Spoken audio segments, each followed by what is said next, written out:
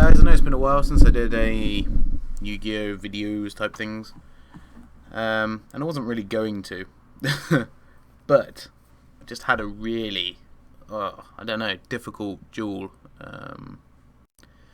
against a pair of people who are obviously a team, so that, you know, that always puts you at a disadvantage to start off with, but just, it's crazy, it really is, and it's really close. And I can safely say that, you know, it was my doing that won. I've given it away. But, yeah, we'll just have to watch it. And I'm using DevPro, by the way, which I haven't used before. So, you have to bear with me on this one, of course. I don't know how to make it faster or anything. But, hey-ho, there you go. So, basically these two are running, I don't know, like, half dragon, half elemental heroes, it seems. I'm running a modified, actually I don't even know what it is anymore, so I'm running a deck that has dragons, almost all dragons in it, so I'm just going to call it a dragon deck. Yeah, so these guys really were utilising the Blue Eyes White Dragon, and luckily my teammate put down a Scarecrow, which, you know, obviously helps stopping them from attacking me at least once a turn anyway. And yeah, basically they just build up an absolutely sort of almost insurmountable offense, which you're gonna see develop over time now, very slowly. But most of the game was just so cagey, and it was touch and go all the way through. Then, of course, we found out that they had Scrap Iron Scarecrow as well. I'm not sure if they were running both exactly the same deck, but it seemed to be very similar, and they had really a lot of the same cards. You know, they both had Sword of the Revealing Light, for example, which they played, even though at the time that they played it, they really didn't need to. So as you can see, this isn't their high point of the field. They did have a little bit more than this a little bit later on, but yeah, they've got 5-headed dragon. They've got Azora dragon, whatever it's called nowadays. Blue Eyes Ultimate. They had a XYZ one, which I don't even remember the name of, and a Blue Eyes as well, I think. So it was just, I had a really bad hand, really, most of the way through. Well, I say that, but in truth, I actually had a very good hand, because the two cards that you can see, well, you could see there in my hand, they were the ones that, well, really won us the thing, to be honest.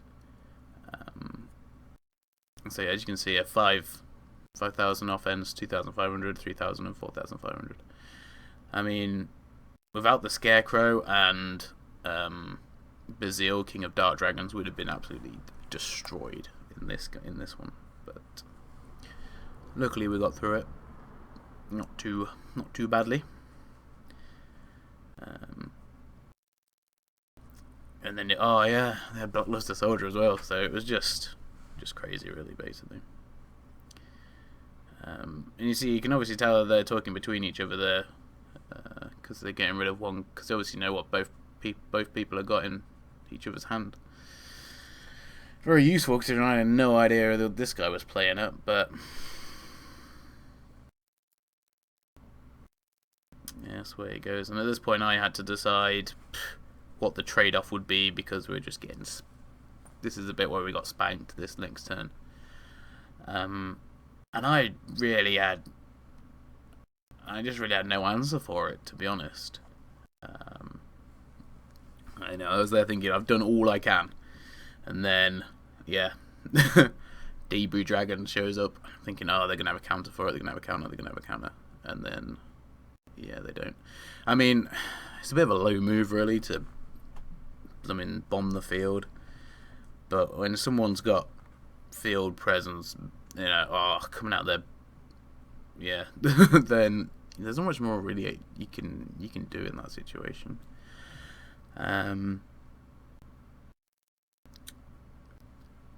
But my teammate played it quite well here.